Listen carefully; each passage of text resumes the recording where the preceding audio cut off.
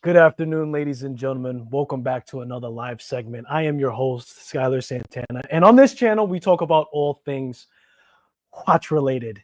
So, I don't know. I just want to get up on here and just talk to you guys, man. Sometimes I just feel like going live. I normally save it for Friday. I'm not sure if I'm going to be able to go live tomorrow. I may go live on Saturday. My schedule's all over the place, is what I'm saying. So, I had the opportunity to do it now, and I just felt like it. So good thing that I have some notes that I think in creative for topics to come up here and talk if I have to go live on the drop of a hat. And I have a question for you guys, and I have many questions for you guys. And of course, we're going to showcase watches because that's what we do here. The main question that I want to present to you guys is, can your watches change your mindset? Can your watches affect your emotions? Can your watches uplift your spirit? And I'm going to give you guys a story that is relative to current times, to something that happened with me. I'm also going to do something a little different with this live stream. It's open. It's an open door. If you want to come up here and talk with me, you can do so. The link is in the comments. So if you have the time and you have the willpower to listen to me ramble on and you want to do it and you want to come up on here, you're more than welcome. So relative to what I'm talking about and how I'm relating it to something that I recently experienced, right? And I'm going to tie it into a couple of topics. Before I do that, of course, we must do a wristwatch check. And what I'm wearing on my left hand is the Noctua, right? The all lume dial from Noctua watches. You guys seen it a lot. Now, here's the deal with this watch. I was the first content creator for JP, the owner of the company, to reach out to do a review. He sent a watch into the channel. He did bless me with keeping it. I do have the only watch that has a orange second hand. So if you're looking at this and you want the exact one, you're not going to get it. I did that because that was a nod to his dad's watch channel. And that's how he started off here on YouTube doing watch mods, eventually graduating to creating his own watch. I think that that's the goal, or at least the dream, or at least we daydream about doing something of that kind of nature somewhere down the line. Means a lot to me. This watch means absolutely the world to me. I'm glad it was donated to the channel. And here's the deal. When I get a watch donated to the channel, I keep the watch, especially if it is a web-based brand, because I want to be able to continue to showcase it. I want to continue to tie it into the conversation. I don't pass on the watches when they're web-based brands, and I like to keep them in the topic. So Noctua watches, if you haven't heard, you could already see it trying to loom up. It's all lume dial, and this thing just fiends to do some lume. You know what I mean? Like it fiends to go there, and absolutely love it. This is actually in my wife's collection, but I got to borrow it for the day at least. And because I double wrist, I have another wrist. I have another watch on wrist, which is my Pobeda. It's the only vintage watch in my collection. Absolutely love this thing. It means the world to me. It represents the wind-up watch fair that the wife and I went to in 2023. Now, the watch that we saw, you guys know the company probably. I forget the name, but the company basically takes old pocket watches and makes them into watches. And they had a champagne dial, and I wasn't able to grab that watch at the time, but I fell in love with that Hamilton champagne dial. But the wife actually found me a Pobeda that has that champagne dial too, and I didn't really have a vintage watch. It has blued hands on it. Fantastic watch, if you have to ask me. And I put it on a Spido bracelet. This is the OG on the fly adjustment. It doesn't pull any hairs. Let's move on. So let's go back to the topic at hand. Can watches change your mindset? Can they uplift you? If you are feeling down, has your watch that you chose for the day probably attached to some emotions, right? Change your spirit, change your mindset, change your feeling for the day. And I'll tell you what, the first watch that I purchased that was a luxury watch, we'll talk about that, was the Tissot PRX Powermatic 80. I know some people are going to feel a type of way about me even saying that off rip, but here's the deal. To me, it was luxury, right? And I don't want to get into the finer details of whether or not it is, but it's a Swiss-made watch nonetheless. And it was to mark a success in my career. It was to mark a part of my career where I was proud of myself. And that's just where I was coming from. Before that, I only had very affordable watches. And when I say that, I want to say I only had stuff that was like sub $400. So this one was close to that out of the door. I went to an AD to get it. I worked him down on the price. But to me, Tissot PRX, I guess, is the step in. A lot of people are calling it a gateway drug to watches. To me, it was exactly that, because it was that price point. It was that feel. Tissot being a company that's well recognized, it's within the Swatch Group, and the PRX was the craze for a very long time. Now it's kind of died down, but the point is this: that watch for me signified something very important to my career. I achieved something, and fast forward 3 years later, I'm within the same job, same career, but it's been a struggle. And I took on a tall mountain in this career change, right? I took on a lot more responsibility. I took on a bigger task. And let's just say it was harder to move that boulder than initially thought through, right? And at that point, after 3 years later, I'll be honest with you, it started to get to my head where I started to feel like, man, this is a lot harder than I thought. You know, things have not gone our way for years now in this business.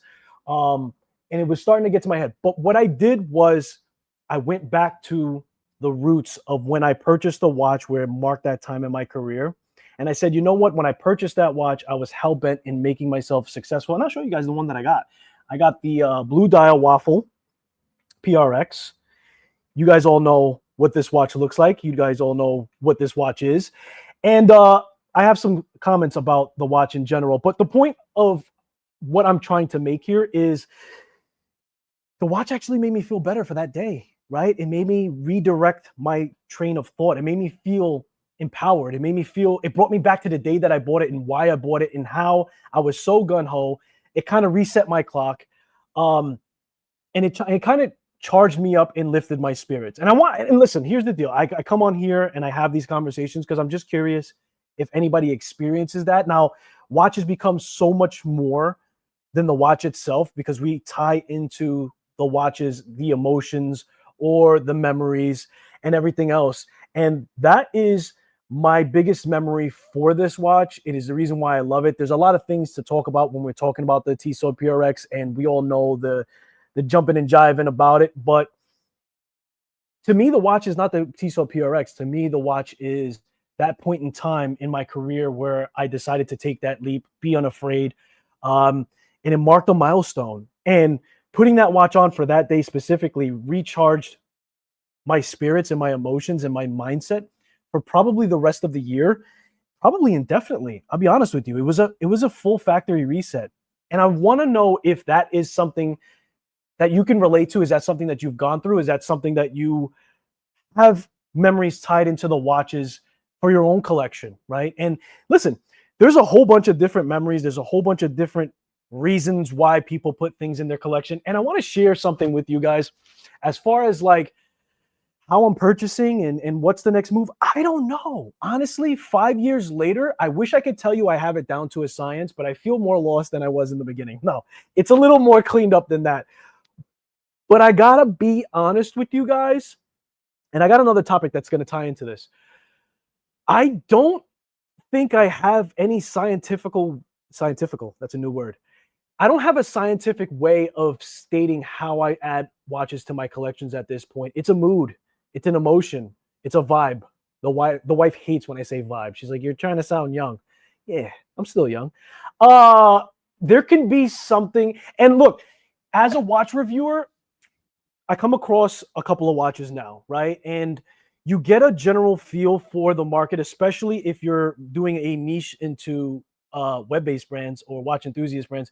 You get a feel for it, man. When you touch and feel and you go to all of these shows and you're doing these reviews and watches are sent to you and you're able to spend some time and you're able to do a deep dive, that's also going to directly affect how I'm doing reviews. I want to get away from just spitting out things that you guys can read on the internet about the watches and lean more towards how the watch gives me a feel or how it's actually fitting into the experience of the watch itself. Of course, we should tie in some history of the brand if it is something that I'm feeling, but I don't want it to be something where I'm just spitting out things that you could read on paper or things that you could read when you go to the website, if you will. Anyway, we're getting off topic. The point is this.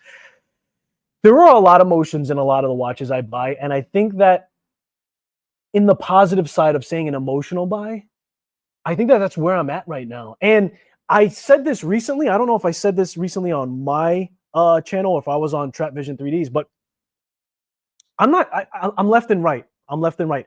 I think that I'm ready to dip my toes a little bit more so in watch brands that have history to them, right? I know for sure that I'm not going to go Top Gun when it comes to that, but I think that what I'm seeing is a transition to testing the waters to watches that have history in them, and then that could be a luxury brand or that could be a big box, whatever. It doesn't matter as long as the brand has watches over X amount of time. And I'll give you guys a little sneak peek. I don't know if you can see the bench behind me. I don't know if you can see that blue box. Some of you might be able to spot what this blue box is, but that is going to be where I'm starting to test those waters with a brand that has significant longevity in history. Now, don't get me wrong. Don't get me wrong. The brands that I've been excited about thus far, I'm still going to be excited about. I'll give you guys an example, and then I'll show you guys something on screen about them. I often bring them up. And yes, we are talking about the best of Italy. Italiano, Veneziano, Aventurina, Rendendore. You guys seen that watch. I brought it up a lot. We also have the Nerede Aureo. Fantastic watches, yeah? Now, I'm never going to lose my love for web-based brands just because I'm adding to my interest in brands that have longer history. Because what we're watching, and I got a big smile on my face because with the web-based brands, we're watching the brands go through we're living through history, right? When you see a watch enthusiast brand come out with their own movement, you think you know where I'm going at this point. Robert Wood is in the building. Lone Ranger, hello, gentlemen. How are you? Feel free to come up here and join me if you have the willpower to ramble on with me. But I think you guys know where I'm going with this. And let me bring something up on screen, if I may. Veneziano has just done their own movement. Now, I've mentioned this before, but we haven't been able to bring this up on screen. So this is what I want to showcase to you guys, because I didn't know that this was the direction that they were going, right? I can't say that I had a crystal ball, but this, ladies and gentlemen, is an in-house movement from Veneziano. Okay, this is a great achievement. This is the caliber V5000, as you guys can see. Let's see if we can bring up suspect. So 25-200, right? 60 hours of power reserve, free sprung, plus or minus 3 seconds. And here's the deal. The price point was kind of crazy. I thought was a humongous jump. And I'm not saying that because I think that it's not validated for them to come up with that price point. I'm just trying to pull that up. 4,500. 4,500. You hold on. Where's my face? Hold on. 4,500 for a web-based brand? Yeah. Is it justified? I don't know. But here's the deal. We've had this conversation many times before, and I told you guys that have picked on the shelf movements that when you go down that road of now, that's not the only thing to the watch, right? There is a such thing of everything else that goes into it. Now, I haven't done my due diligence to see what else the watch has to offer. I'm sure that there's a lot of other things that you would value into the watch to go into that 4,500, but I've had a conversation with you. Yeah, I'm talking to you. I've had a conversation with you about how on-the-shelf movements are a good thing because once they do this, you're going to get that. And what's that? It's 4,500. Is that justified? That is up to you. We all value things wildly different, but I'll tell you something, and I'll tell you what. Here's the deal. I think they made how many of those watches? I want to say 100 of those watches, right? And it's guess what? Look at that. Sold out, right? So somebody somewhere on multiple occasions felt that the watch was justified. And here's the deal. I told you that Veneziano has a strong following. I told you this. I said this to you. 100 watches is, in my eyes, not that difficult for them. It would be the same as if, just to give you an example, if like an Islander watch decided to come out with his own movement and he had a watch priced higher up, or something like, I got to bring the watch up, a Zelos or Zelos, however you want to say it. I think the first thing that came to my tongue was Zelos. So he also did a movement where he refurbished an older movement and it was of a higher caliber, a higher price on a web-based brand. sold out. So clearly, and granted, we're not talking about 20,000 units sold, but still, someone somewhere out there felt that that watch was worth it for them. So just saying, best of Italy. Venezianico. I rest my case. Let me catch up on chat. I do apologize. Wistful Ignorance is in the building. What's up, bro? I'm working right now. I wish I could come up. Nah, it's all good, man. Listen, it's come to my attention by you guys that something that I could do to spice things up is have somebody come up here and talk with me. I'm kind of used to going solo, and I don't know, man. I don't know why I never really link anything. I guess I just like to hear my own voice. It changes a little bit of a dynamic, and I'm hoping maybe this weekend we'll do a live with Travis. We'll have something planned. I do understand, because here's the deal. Like, I watched the Watch Hangout, and we have Robert Wood in the building. That's a fantastic show. I'm dying to get on there, and it's not that I don't have the invite, because I think Robert Wood would have me. Robert Wood would have me on there. It's just they go up there on my bedtime. I'm watching them while I'm laying down in bed, and if I went live with them and I started yamming on there, the wife would give me the elbows and the knees. You know what I'm talking about? So maybe one day it happens. I hope that it does. And if you haven't caught their last show on the Watch Hangout, man, it's entertaining. Very good. Very nice. I digress. So where are we going with this? I think off-the-shelf movements provide a security of maintenance and reliability. Wistful Ignorance. I can't disagree with you. I don't think that you're going to be hard-pressed to find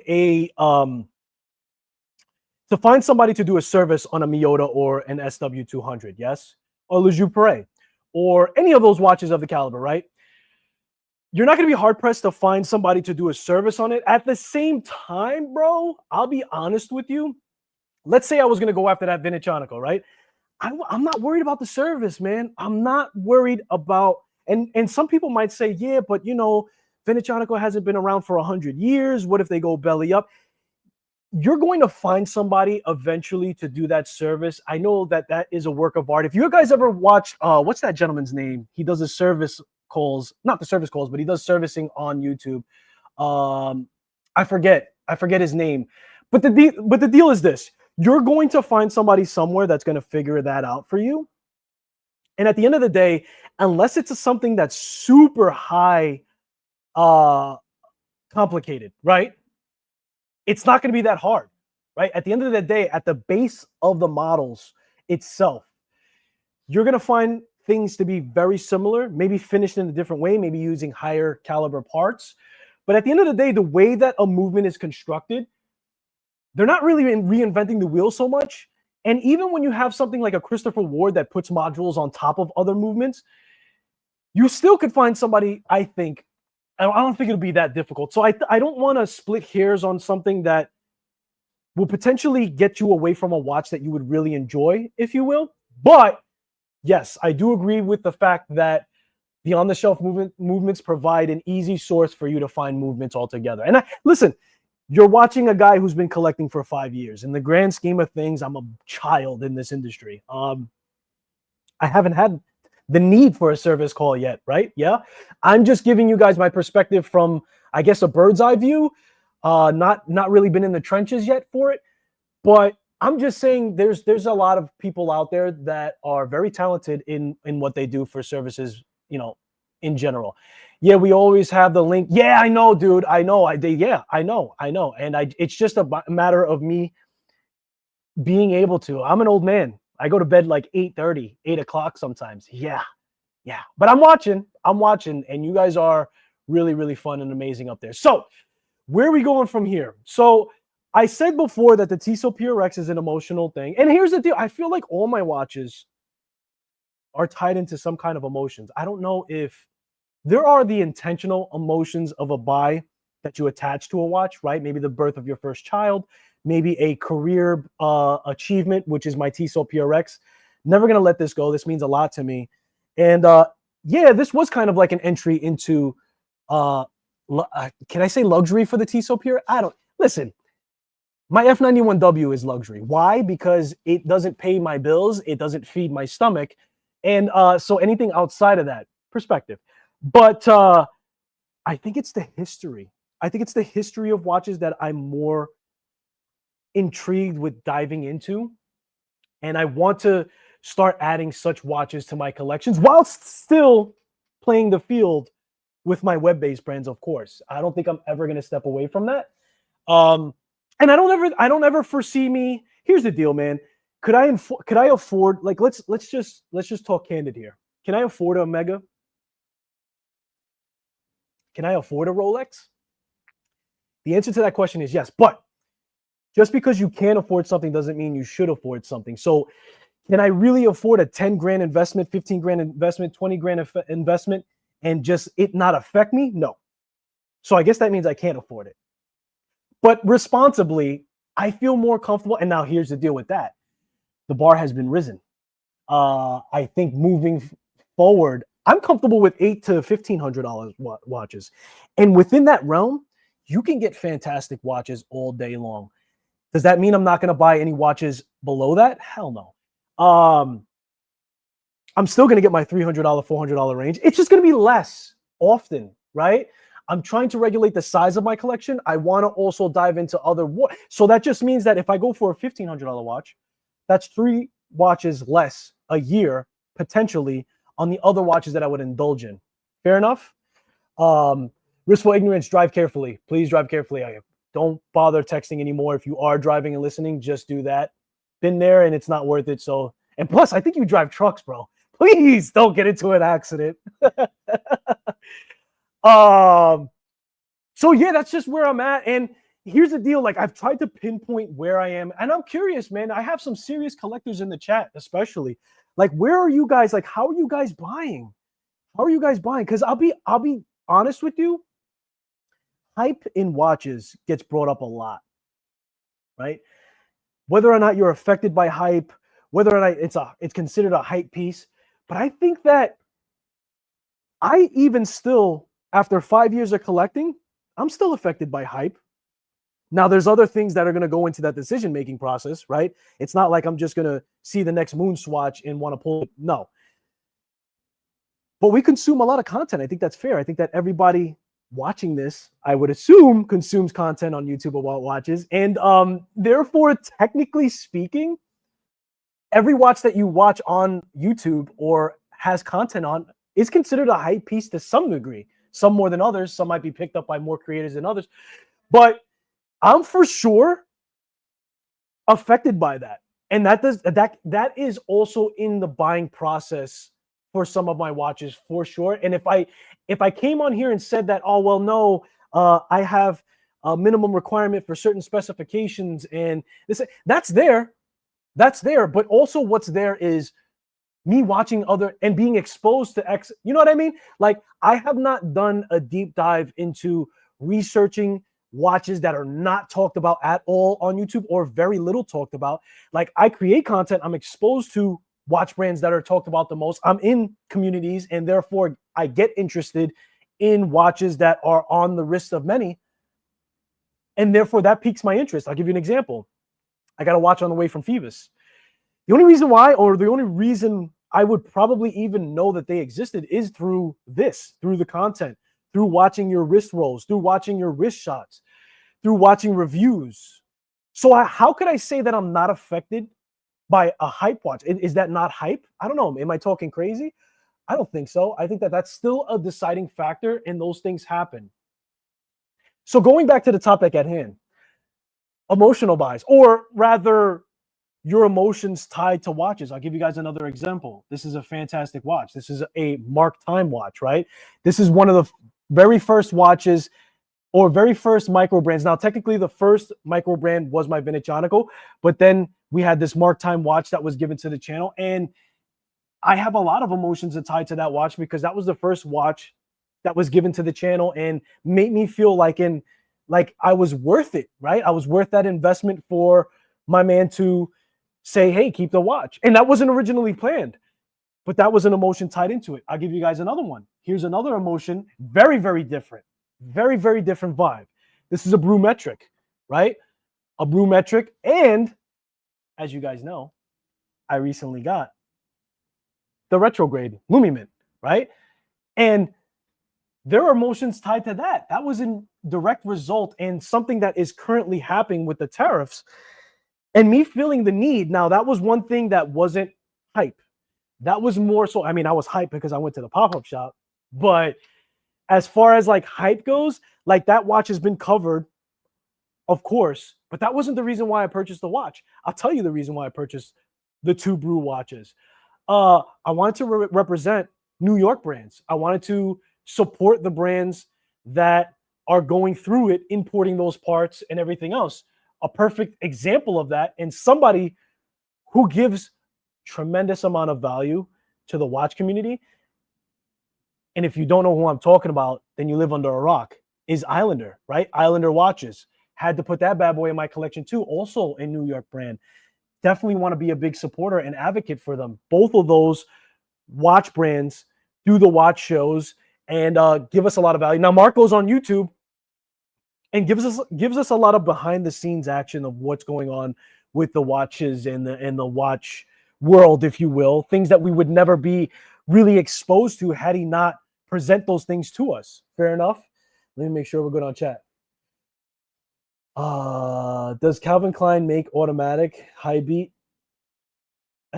I want two watches, and if so, they would at least consider a fashion brand.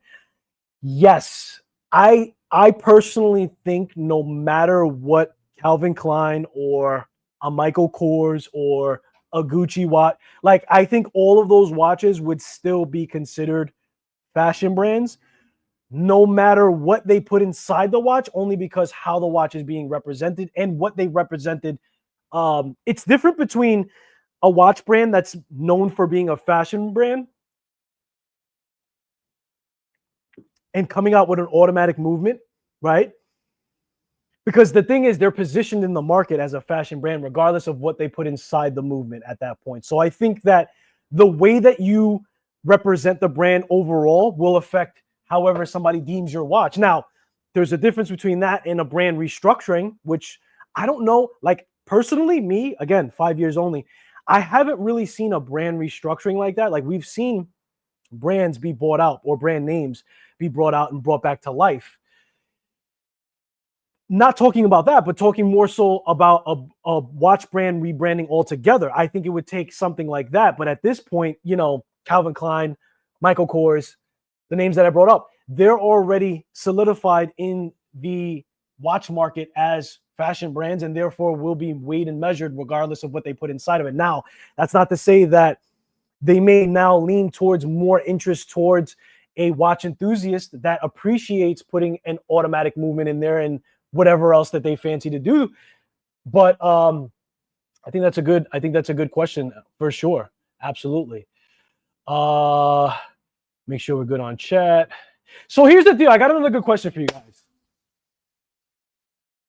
And honestly, I didn't really think about what my answer would be too much. But what are your biggest turnoffs on watch features? What are the features inside of a watch that just make you say, nah, man, I hate when they do that? Or that really ruined the whole entire, like, I'm curious genuinely, like, what are some of the things in a watch that has the features that turn you off? And I'm not talking about the watch being a fashion watch, or I'm not talking about a category in itself. I'm talking about maybe your favorite watch brand does something to one of their watches or comes out with a watch where you're like, yeah, that's just not for me. Curious to find out. Now, I know for some people, they're going to knee jerk and say, because some people don't like quartz, period. Some people don't even like a price point for a quartz movement, period. Some people are like, how much do they want for that quartz movement? How much do they want for that $100 watch? Not me. Sorry. This is the Brew watches that I showed you. This Metric and the Retrograde both have quartz movement in them. Absolutely love them. And I love every kind of quartz. I love solar. I love regular battery. I don't have the hybrid versions, right? I don't have the hybrid versions, which is, we're talking about Grand Seiko at that point. But quartz movements, man, are clutch, man. I feel like going to your watch box on a day where you have to just go and just do what you got to do, they come in clutch and they're incredibly accurate. The F91W is more accurate than probably all of my watches combined. You know what I mean? Like, there's really no set way to say that. I feel like for me, quartz is fine, solar is fine. What are the features that I don't like? I know that the ghost position is one thing for some people. I know some people feel like if there's a date wheel on there and you ain't got no aperture, get that watch out of here. Some people feel that way about that. And for me, honestly, I'm not going to say it doesn't bother me at all. I'm going to say that it's not a make or break situation. I feel like a watch could have more to it where I'm like, all right, that's a little annoying. But at the end of the day, as nerdy as we are, as nerdy as probably you are, you probably know which one has that ghost date position. And you're never going to really forget that.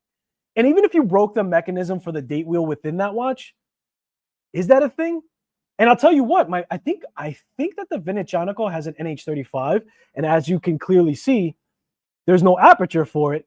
So, and that's a whole nother subject. You may say that what really bites me and really bothers me is when an NH movement is more than $300. You might say that. That may be a thing, and that's okay.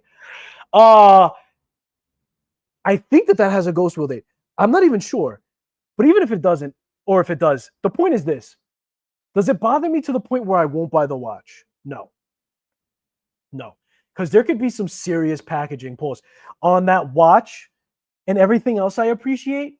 And the thing is, they're trying to keep the cost down and they're trying to make it within a certain range. And hey, it may save you a couple of bucks along the way. And then you have a design. You want an example? Sure. And this is not a direct example because this doesn't have a ghost wheel date, but the Notice X Flyboy, right? We're showing all kinds of web-based brands right now.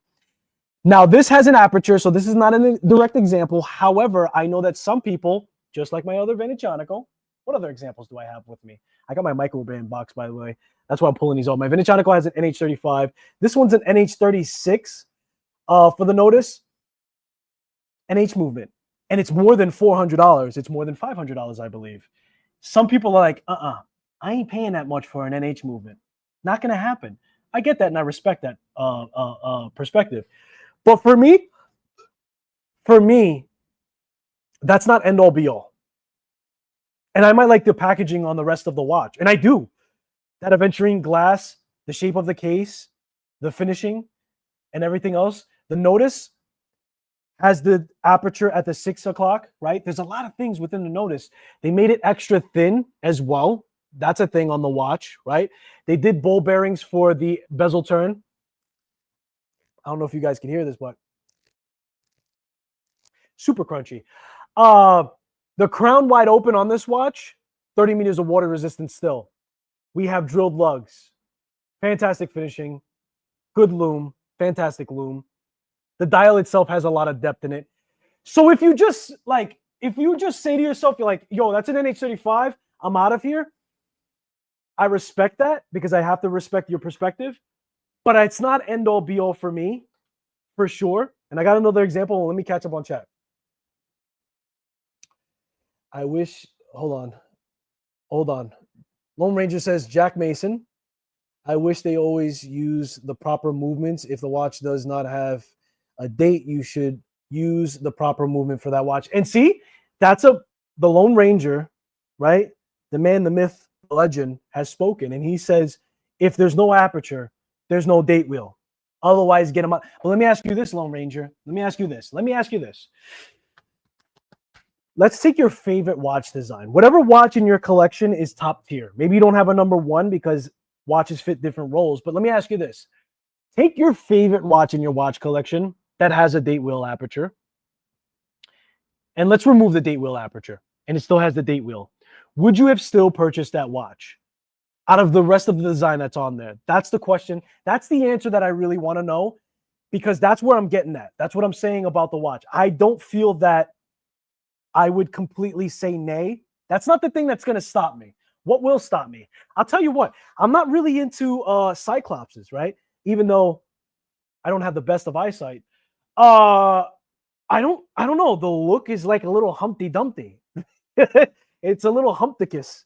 Uh, it's a little, I don't know. And I'll tell you what. I will have a watch in my collection that's going to have it, and I am on the fence about whether or not that Cyclops is going to remain, because you can remove a Cyclops very easily. By the way, you just fire that bad boy up, you get something underneath it. You can remove it on any watch, but some people like it, some people hate it. Generally speaking, the people that like it are the ones that have eyesight that struggle. I can say that, but I still remove mine because when I have my 4 eyes on, I can see very clearly, and I don't necessarily need it. In fact, I feel like it kind of distorts the date underneath it for the most part. I don't know. Maybe I'm not looking at it dead on the right way, but I know that that's something that some people, it make or breaks the watch, like a Cyclops, and it really shouldn't, because you could have that removed, right? I feel like you could have that removed. And I feel like, especially when you're interested in web-based brands, once you get to like a certain price point, and I don't have my Erebus with me, but that's a perfect example, because Erebus packaged a sweet deal within their watch as far as specifications go. Yeah. And they're not the only ones with the deal. I showed you guys the Zelos. That also has a price point that gives you a lot for spec. I feel like the natural transition is to go after the specifications, but I'll be honest with you, I'm not entirely sure that all of the specifications that I liked in the past, or I'm not sure if a watch has to, like, you know what I mean? Like, what happens is, are you trying to one up your next watch in your collection to say like, okay, cool, I got quick release, I got on the fly adjustment. Here, look, look, my Zelos, which, by the way, man, like, I get it. And this is going to be the topic on another live. I'm actually going to save this for going live with Travis, Vision 3D, the Lightning Striker, the man, the myth, the legend, the GOAT of lives. I'm going to save the topic of what's your favorite web-based brands. I want to have a conversation with him. There's several other questions I'm going to have, but dude, I get it, man. There's people who are diehard Zelos fans, and I talked about the following with Vinicianico, but the following with Zelos too, dude. There are people, and I get it now. Like, this is the Mako, right? This is the last Mako that they had with the Meteorite dial. I think this one in general is sold out. But I understand why people go crazy for Zelos now. And I have another company on my radar. We'll talk about that. But I understand why people do. And the loom is fantastic. This is like a Seiko loom. The bracelet is it's so rounded off, and so like, if you have a PRX, or if you ever held a PRX, like, that's one thing that I love about the PRX. The bracelet on this sucker is fantastic. It almost feels like a leather. Like, it's so supple that it doesn't even feel like a bracelet. It articulates. Here we go. Here comes the watch reviewer words. It articulates and shines, and it is fantastic, if not anything else alone. And on the Watch Hangout, they were talking about integrated bracelets. This is an integrated bracelet. The finishing on it is known. It does give it a luxurious feel. I believe there are half links on it. I'm getting off topic. The point is this.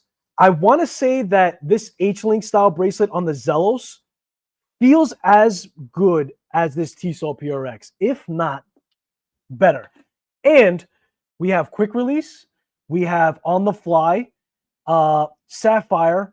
The loom is fantastic. 200 meters. Miyota movement. I mean,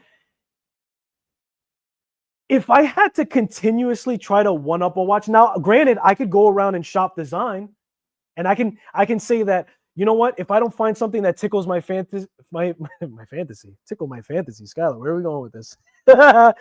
Tickles my fancy as much as this Zelos specification wise, I think we begin to limit ourselves sometimes on, because not every watch, and I'll give you guys an example, live example, going back to the Islander, right? The Islander doesn't have quick release. The Islander doesn't have on the fly adjustment. Now, if I got this Zelos in my possession, and I had the Erebus as well, And I was like, oh man, those two watches have quick release. They have this, they have that. But the Islander doesn't. And I limited myself. That's tragic, I think. I think that's tragic because I don't feel that every single watch has to meet all those demands so long as it tickles your fancy enough or has enough reason to enter your collection some way or another. Does that make any sense? Because then it becomes like, oh, it has to have this, it has to have that. And then it's the price range and stuff like that. Dude, I'm going off of emotions, baby. I'm going off of the times. I'm going off of, I don't know where I'm going. And I think that it could be scary because then it's like, how many watches am I going to, but it's not, because at the end of the day, I have some kind of regulation into my collection. But I think that being free of having a standard so strict, right?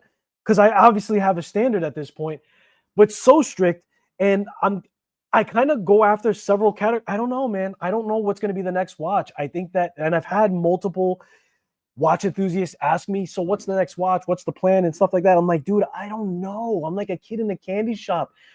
I don't know. But I'll tell you what, I don't have brands that have a long history or a long standing. And that's what I'm kind of interested in moving forward.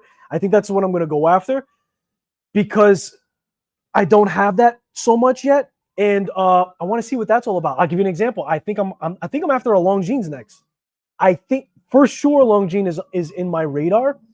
I got something with me that has a little brand history. I don't know if you can see the box there. We're gonna leave that as a teaser because I want to spend some time with it. I want to get to know it. I want to be able to present it to you guys after having some hands-on experience. It just came in yesterday, and I just put my hands on it today. Pause. But we're gonna leave it a little bit of a mystery first, and then we'll eventually show it. But you guys may be able to guess what watch that is by just the box alone because you're watch wizards. Get a Fortis, dude. Fortis is a name for sure. I'll be honest with you, Fortis is not in the forefront of the line right now for me. I think I want, dude. Here's the deal.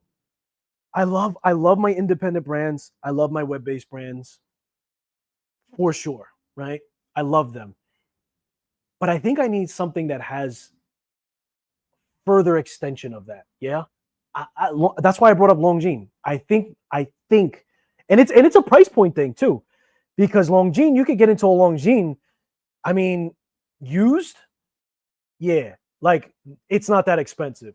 Like we're talking maybe $700, $800, and I could get it. I could easily. I just told you my price, my purchasing power is anywhere from $800 to $1,500.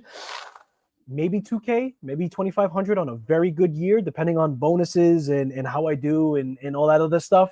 But the bar has been raised. Hopefully that means I'm buying less often, but I don't know. I like my snackers too. You guys know what snackers are? Snackers. Relative to your play money, relative to your responsibilities, like I consider like a $50, $100 watch a snacker. Even a two, I think. I don't know what your price point is. Let me know if you do you have a snacker budget? What does that mean? Like I put some Casios this year, right?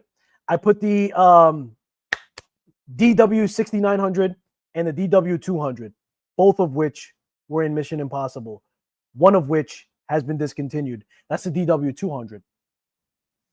Those are snacker watches for me. Like as far as my budget goes, now you can't go too crazy because you can easily get too many. You can eat too many snacks and get too many calories. But those are snacker watches to me, and I don't consider that my. And I'll tell you what, I gotta say within reason. I think I'm at 3 or 4 watches a year, and I'm probably headed towards 1 or 2 watches a year. And probably closer to 1 watch a year. If we talk about that $1,500 and $2,000 watch, listen, that's a lot of money for me. That's a lot of dineros. That's a lot of dollars. Okay. So I have to regulate that for sure. And it depends on what kind of year I have in my career. But yeah, man, something like a Longines, because they have that brand history, they have the longest standing logo, right? I think ever. I think in like all logos, not just watches, I think Longines has the longest copyrighted logo, period. That alone impresses me. So I think that's where I'm going, man. I think that's where I'm going. And who knows? Maybe I can't stop after that. Maybe it's a Tudor. Maybe it's an Omega. I don't know. Cartier. Uh-oh. What's happening to Santana? But I'll always love my independent brands. I'll always love my web-based brands, watch enthusiast brands. And I'm always going to have room for them. Maybe they become the snackers. I don't know. What are you guys talking about? Tim Cheeseman is in the building. I'm not a fan of the Cyclops either, but occasionally I find myself really liking the watch, which is exactly normally just what I don't full for, and I have started to keep my own. And here's the deal, Tim. You can remove the Cyclops. The Cyclops is removable, right? I'm interested in a watch that has a Cyclops. Seiko Turtle. King Turtle has a Cyclops. I think it's just time, man. Like Seiko, man. Seiko's being talked about a lot. They're doing they're pivoting kind of weird. And we talked about Seiko specifically. So, but I want a King Turtle. I may or may not have one in my possession right now. But it has a Cyclops. And here's the deal. I don't know what I'm going to do. I don't keep it, don't keep it, remove it, don't remove it. I don't know. Lone Rangers, Snacker, anything under $200. Okay, so I was close to you. You're okay. Snackers are $200 for you, $250. I'm in New York. It's a little bit higher. $250, about $350. Nah, $250. Us at $250. Here's the deal. There's different levels to a snacker. Like if I get a snacker that's like $50, $100, I'll probably get another snacker and another snacker. You get what I'm saying? But $250, I might be like, all right, cool. I got my snacker. Let me move on. Because it eats into the main watches and stuff like that you want to put into my collection. And I think that's where I'm at, man. Like 1 or 2 watches a year, depending on the price, depending on the deal. And I'll give you guys something else that I'm thinking about. This is all the stuff that's happening in my head. I don't know if it's happening in your head. Chihuahua. I was speaking about the Longines. Now, I feel that I should probably go secondhand. I should let somebody else take the hit. Let me know how you feel. Because here's the deal. Brand new, the watches, I don't know. I was on Longines' website. Should we go on Longines' website and pull it up? Let me know. But I was on their website. I think they're at $1,800 for the Hydro Conquest or somewhere around there. Secondary, you're going to save a lot of money, right? It's not going to be that much. Let me see if I can pull it up. Longines watches. I'll pull it up and then I'll bring it up on screen. Hang on momentarily. I accept all. Matter of fact, why don't I share that with you guys, even with me going through it? I think it's that. Yeah. All right. So let's look at what I'm talking about here. And here's the deal. Longines has a lot of brand history. That's why I'm looking at it. Hydro Conquest. Okay. I think I have to go with the blue dial here. Size wise, I can get away with anything really. I don't think. Yeah. 1850. Now I've seen that watch, not that specific watch, but I've seen a Longines offered for $625, $700. So I think what I'm gonna do is I'm gonna let somebody else take the hit. That's just what I'm saying. And at that point, I believe they're in-house movements for the Longines. I'm brushing up on my lugs, on my luxury brands. I think I'm gonna let somebody else take the hit on that, man. $1,850 versus $600, $700, $800, depending on condition, depending on the model, depending on this, depending on that. Yeah, I think I'm gonna let somebody else take a slug for that. I don't know. And does it have to be that watch specifically? I think that that's their most affordable watch, I believe. This 2200. Now this one's talked about a lot. And I think this is one of the newest things that they added to their collection, that Zulu, and still look, not at listen, it's not 10 grand. It's still up there. Now, I don't know what this goes for on the secondary market, but this is a super dope watch, GMT, right? super dope watch for sure. Then they have the Conquest for 2,200. Yeah, I think the Step-In is that watch that I showed before. So I think I'm gonna let somebody else take the hit, man. I think that's how I'm gonna roll with it for sure. I agree. What are you saying? Geez, man, I agree, Lauren, at that price range. I'm comfortable with trying something that might not be perfect or a bit different. Exactly. And look, an example of that is that King Seiko. There are chapter rings that are misaligned. Okay. It happens. It's Seiko. I almost say at this point, when somebody's like, oh man, I got a Seiko and the chapters are slightly misaligned, I'm like, it wouldn't be a Seiko without it. Poor Seiko, man. I love my Seiko. And I'm still gonna go after that King Seiko for sure. I am. Because I'll show you guys. I don't have my SNJ025, but I got my SKX 009, and I modified the bezel insert, and you know that. And that's another thing too. Do I modify the bezel insert to the what's the model number? SRPE 03? Is the 03 or the 05? One of those are the grenade dial. Do I modify the bezel insert? Because here's the thing: if you guys I'm gonna give you game on this channel. Let me get rid of this comment, even though I love cheese, man. Even though I love cheese, man. You guys can fix the bezel inserts very easily. If you get a bezel insert that's not aligned, and you may feel like, screw that, bro. I bought the watch brand new. It better be aligned. You may feel that way, and I respect that for sure. You traded time, most likely, for money, and now you purchase something new and you want to. But here's the thing: I don't bat an eyelash. I'm like, yeah, I'm just gonna soak that bad boy in alcohol, let that fall off, get a new glue, and then align it properly. You could do that, or you could have some fun, which I might do, right? I might modify, and I think you know what. And I'm going to show you guys the watch I'm talking about. Let's do that. Let's make this more interactive, because who the heck wants to see my face on here the whole entire time? Seiko, what is it? Seiko USA, I think I have to put. Seiko USA. America. Yeah. I think, all right, let me show you guys what I'm looking at so you're not bored. Booyakasha. I'll get to the chat. Prospects, yes. Nothing's happening. View all products. Yes.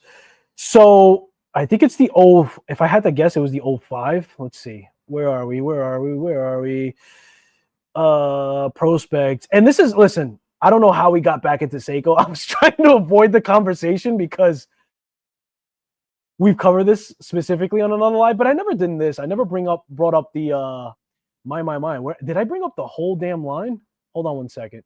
Hold on. I feel like we're getting closer. Here's some turtles here. Where's the one I'm talking about? The grenade. Hang on. Dude, I think I brought up the whole line. Well, this is the SN025. All right, so let me use this as an example. I have the Seiko Arnie. I'll tell you what I did. Because I already showed you the SKX. Hold on, let's get fancy real quick. See if I can do this quickly. We'll bring that website back up. I already showed you the 009, right? Now, here's a mod I won't do to that watch. I don't want to do any modifications to the SKX009J1 internally. I want to leave it the way it is. There are movements that are better now, but it's original outside of that bezel insert. And I have the original bezel insert, so I can always pop that in. I don't want to touch anything internally. I don't want to compromise the water resistance. I don't want to compromise the movement. I don't want to put a custom rotor on there. I don't want to, guys, if you have that original watch, the 007 or the 009, leave that alone. Leave it alone. Because this watch may come back, but you know where it's going to come back? It's going to come back in the Prospects line, and it's going to cost an arm and a leg, and it ain't going to be the same. This is nostalgic. It's vintage at this point. Likewise, to the Seiko Arnie, I also customize the shroud. Now, the shroud on here normally, this is like a rubber. What is this? Like a rubber or silicone? Whatever it is. I found a shroud that goes to this watch that is metal, right? And it's still a PVD coated stainless steel shroud. But the reason why I did that is because this shroud over time, and listen, it's going to be a significant amount of time before it happens, right? I'm not talking about tomorrow, but eventually that shroud is going to take a beating. It's going to get hit with the light source. It's going to get hit with oxygen. Oxygen's going to break it down. Water. This, like, eventually that's going to break down. And the reason why I swapped that out is because that reason. I wanted to preserve the original shroud for it, and I put a stainless steel PVD coated. I didn't bring that watch box with me. It's in the other room, and I don't feel like leaving the camera. But I did a modification to that. I did a modification to this SKX. So I think it's only right that if I go with a turtle, which that might happen very, very soon. I'm just saying. And let me show you the turtle that I'm talking about. Teenage Mutant Ninja Turtle. King Turtle. King Turtle. King Turtle. Yo, I'm making my life very difficult right now. Hang on one second. Let's do this.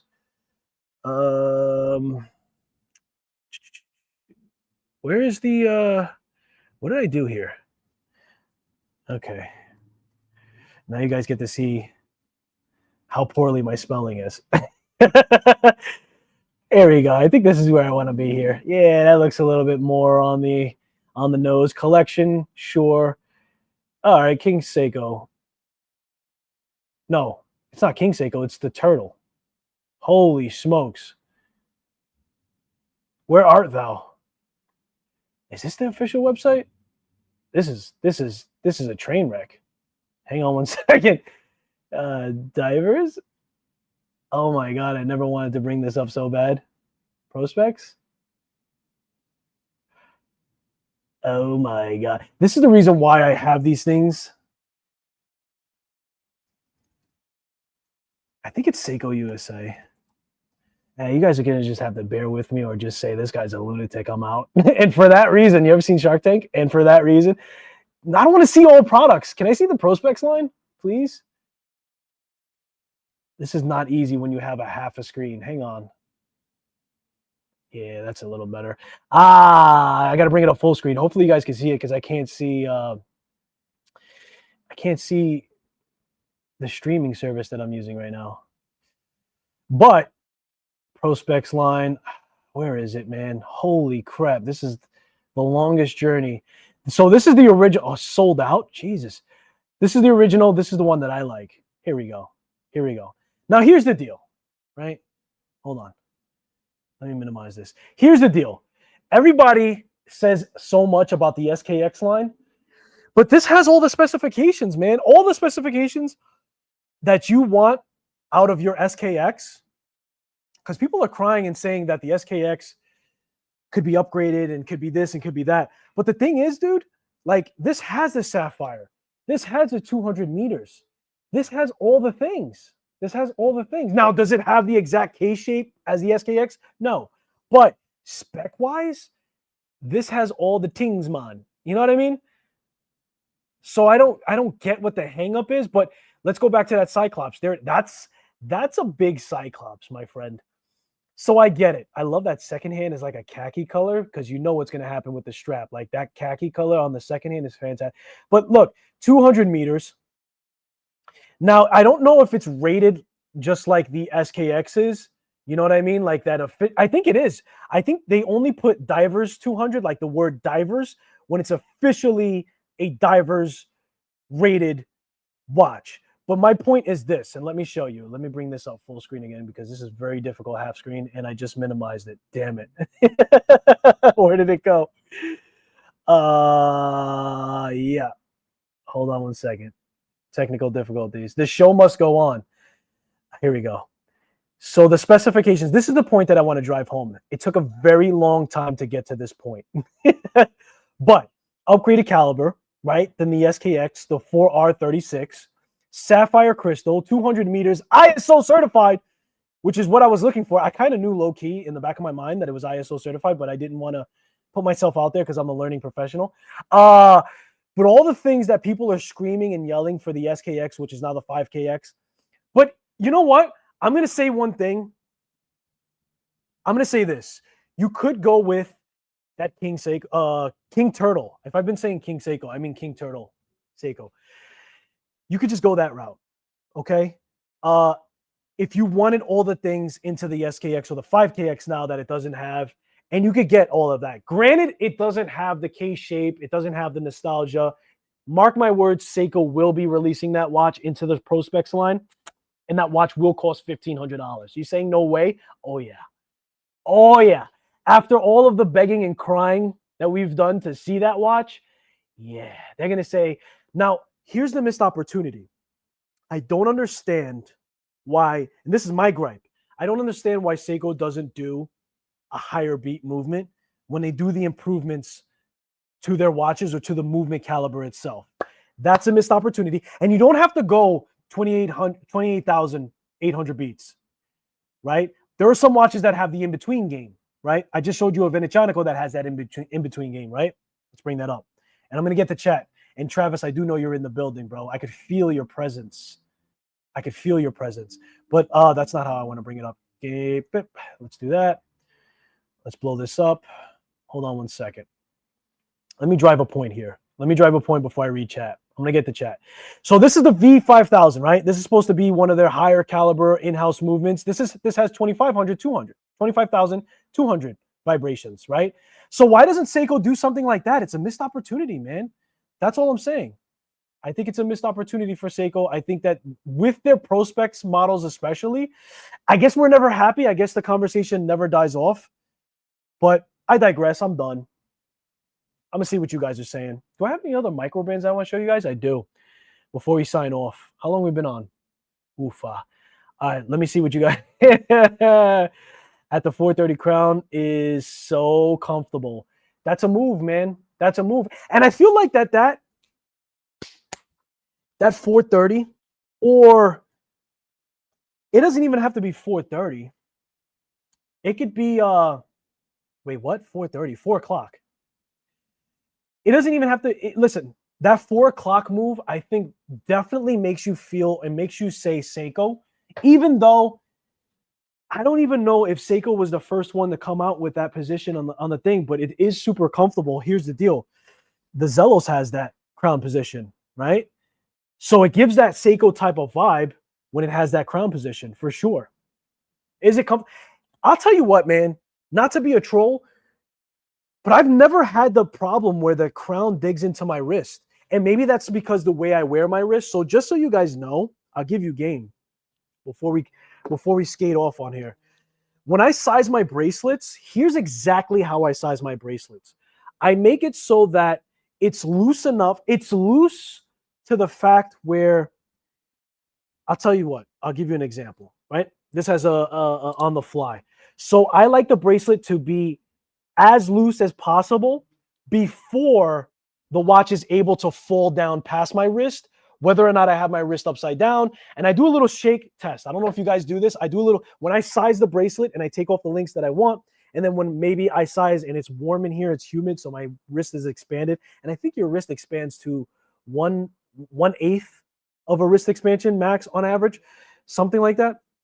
I make sure that the watch is as loose as possible before allowing it to drop underneath my wrist. And that may play a factor into why I don't care what crown position is, because at the end of the day, my wrist is never going to touch that crown, whether it be a 4 o'clock position like this Zelos, or it be a 3 o'clock position like this Long Island watch.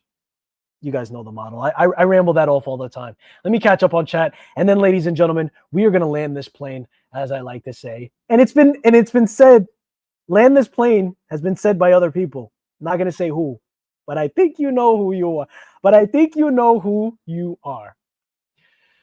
Let me catch up on chat. Oh, that 4 o'clock crown looks like it. Wait, hold on. Let me.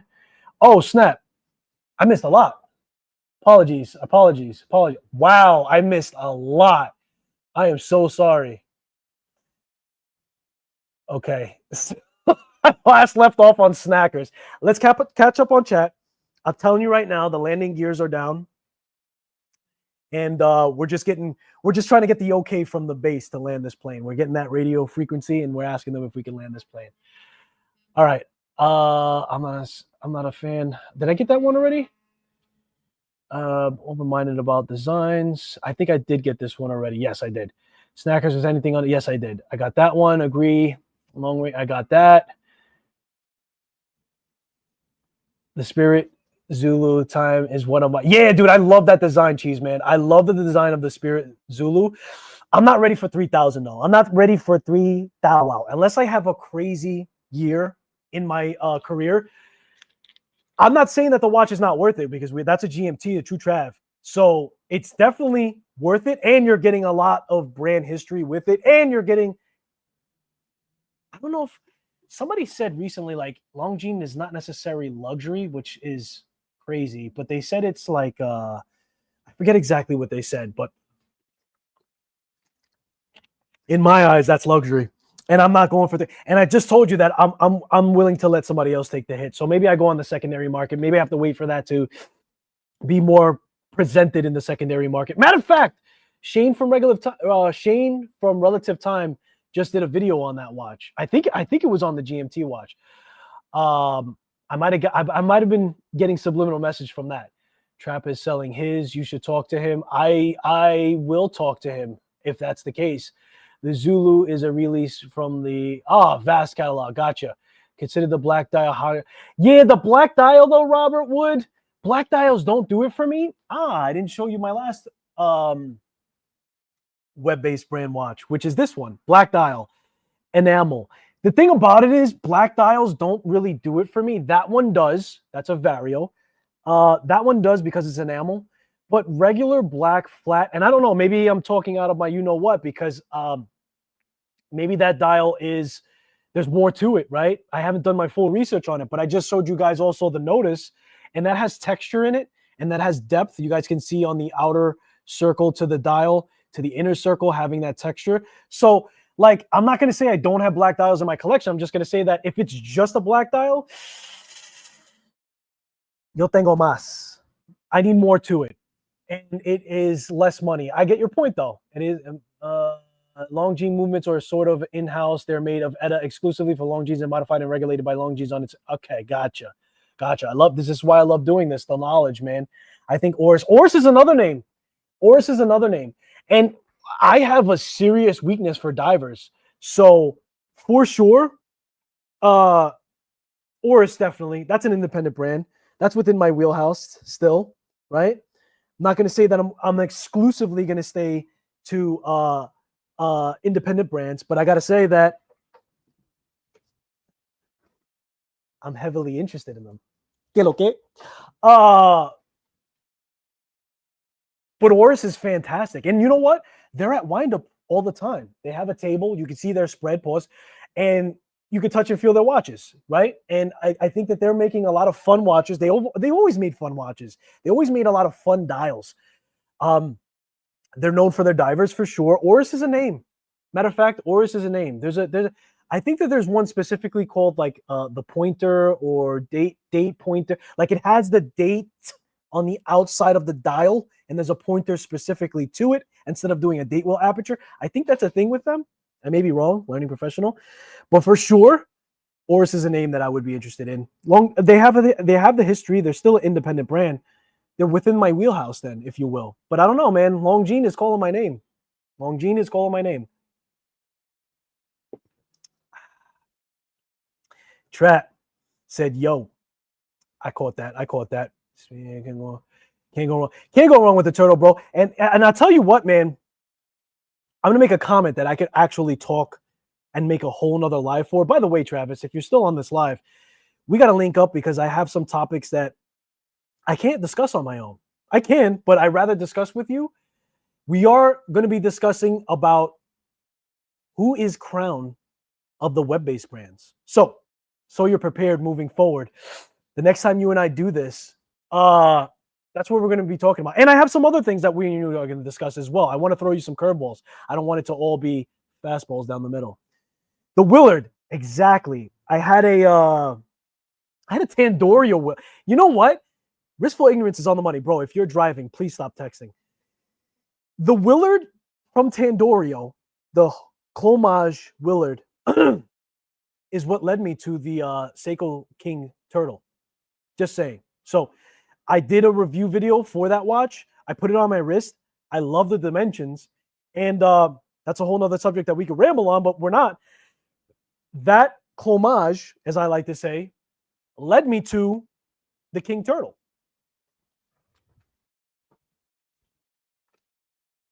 Whoops-a-daisy. And we'll get into that. Excellent discussion. I'm loving it so far. I'm also not a Cyclops fan. Hey, listen, there's a good. It's a good thing that Cyclops is. I'm not gonna say or, dude. I've had Cyclopses that clap back.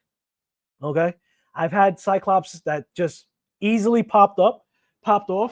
I have this little thing that I use here, this little torch that I use to remove the Cyclops. Right, I fire it up. I let it get warm. I let it get hot. Then you get something underneath it. Uh, but dude, I've had some Cyclops, and I don't know how it's going to be with the Seiko. Maybe it's easy. Well, that's a Sapphire. Yeah, I've heard that the Cyclops on the Seiko that I'm talking about, I think it's plastic. I don't know. Let's see. We'll find out. I don't know if I'm going to remove it. I may leave it. I don't know how I feel about it yet. But there's probably going to be a modification somewhere down the long line for it, because I've modified the SKX009. I've modified the SNJ025. Yeah, that's the Seiko Arnie. I have a thing about doing it, but I won't modify anything internally with Seikos. I like to preserve, because here's the deal. Anything externally you could put back and you don't compromise the movement when you open it. So that's that. This model was used in war, so keep your fancy little SKX. Wait a minute, bro. Hold on. I feel like with that comment, you just pointed your finger at me, bro. Did you just point your finger at me and you just, whoa, why are you using capital letters? First of all, don't be using capital letters when you're in my channel, bro. Who do you think you are? I love you, bro. Hey, Norman. Norman's the man, bro. My name's Norman. We're talking watches at night. Candy Bar Cyclops. That's a good name for it. Stop texting, bro, if you're driving. You're killing me. 4 o'clock crown. Looks like it slipped. It's the same as a Cyclops. Really? That much? You don't like the 4 o'clock Cyclops? I mean, 4 o'clock crown? That's wild, bro. I mean, I respect it. You like what you like. You know what I mean? At the 430 crown is so. I think I got to that. Okay. So I'm catching up now. Above the bone. Above the bone like a damn adult. Yeah, dude. If you're wearing your watch and it's touching your wrist, God bless you. Bullhead is really cool. That is a really cool watch. Yes. Chat can definitely get away from you. Yeah, I know. Chat can dude. And I'm long-winded. Like, when I keep up with chat, I'm seriously regulating myself, because I just talk, which makes it kind of good for doing a live, because like you never run out of words. But at the same time, man, you got to show love to the chat for sure. Did I show all my micro brand watches? I mean, technically I have more. Some of them are in my wife's collection, but I showed you all, guys, all. Dude, yo, guys, if you guys look, I recently got a watch band from the Worn and Wound shop. They have one that supports breast cancer research. I put that on my Watch Crunch as a post. Yo, I put that on, which watch was that? I put that on a watch recently. I can't think of the name. It eludes me. I did not have that strap and that watch. Spinnaker. It was on my Spinnaker watch. The Flus. The Flus is loose. I put the Worn and Wound breast cancer supportive with the Strap Habit collaboration, limited edition. It's going to a good cause. If you guys, now I have nothing to do with it. I just felt like getting that strap to support that cause. It is a limited edition, and they're collaborating with Strap Habit, and it's a fantastic strap. I'll tell you that right now. But I'm only speaking out of like 4 hours of experience, because my wife yeet that watch immediately. She's like, yo, that strap with that watch is fire. Run that. And it's on her wrist right now, today. So I couldn't show you that watch. I'm sorry. If you have time, check out my Watch Crunch profile. I took some pictures with it. It goes to a good cause. And I think it's a fantastic way to support something of that cause of the breast cancer research and everything else. So, yes, chat can definitely get away from me. Pointer date is sexy. Yeah, the pointer date. And I think Oris messes around with that. So that's the reason why I'm so interested in them. Hit me up, bro. Come on, man. You already know the deal. Finger pointed. Yeah, I know. Disrespectful. Pointing your fingers, doing all caps. Bro, if you ever touch that cap button on your phone or on your laptop again on my live, I'm going to do absolutely nothing about it. Not driving now, eating curry Eating curry goat with rice. Enjoy your lunch, sir. Spinnaker. Yo, bro, that's crazy. You knew which watch I was talking about. Smack Daddy. Smack Dads. Mr. Smack 'em Dead is in the building. Hello, Skylar. Good morning from Australia. That is so dope, bro. Getting all you guys on here from all parts of the world, having this conversation, nerding out with you guys, getting to the root of the topic at hand and going deep diving into the conversation, and then also getting sidetracked, and then also losing my way on chat, and then also talking to content creators, and then also talking to people who've supported this channel from RIP. I do appreciate you guys, man. I love this. And if you're watching the playback, I want you to answer the questions that I've asked in there, because I am genuinely interested in what your answer is to those questions. And I thought it was a fun topic, and I got so many more. You ever have an idea? Write down an idea when it comes to you. A lot of my ideas for these lives now are coming to me sporadically, and the moment they come, I write them down because I don't want to forget them. So we have a lot of topics to discuss. We have a lot of things to tackle moving forward in this year. I have to tag team with some creators like Travis Wiley. Talking to you, bro. Because I can't tackle them all by myself. And you guys don't want to hear just my perspective. The point of it is getting more and getting people to jump in as is. So I think I'm caught up on chat. Let me see. I see some coming in. Smack Daddy, I like saying that, is in the building. He just put a cap. What? He put a cap, yo, chat. Aussie here. That's it. That's all I have. Sorry. As my man Riskful Ignorance says in his videos, you guys ain't got to go home, but you got to get out of my truck. Ladies and gentlemen, this was a lot of fun. I got more. I'm going to try to go live again during this weekend. I'm going to give you guys game. I may even pop up in the Worn and Wound shop, because yes, that's in my backyard. And I just found that out. I had no idea. I was scrolling and I was like, oh snap. The Worn and Wound shop is in my backyard, and they're open on Saturdays now. Now I'm in communication with them because I respectfully have to know if I can live stream from there. Cause your boy's got to live stream and share the experience with you guys. So if they allow me to go live inside of there, oh yeah, we might take that one down. But it's going to be a lot of fun. I'm curious to see what the experience is. I want to live stream it to see because they have a lot of collaborations Worn and Wound, right? They have a lot of watches. They have a lot of collaborations. I mentioned the one with Strap Habit. They've also, I got to do it one more time. They've also done collaborations with Brew, right? They did a Brew watch. That's not it, but they've done one. They've done a lot of collaborations, man. They're in the mix. So if they allow me to, if you're listening to this Brew, if you're listening to this Worn and Wound shop by any chance, if you guys give me the blessings, I will go live with my community like I am doing here, and they will be interested in seeing what that's all about in New York. Hello. How you doing? Trap Vision 3D. Trap Vision 3D with the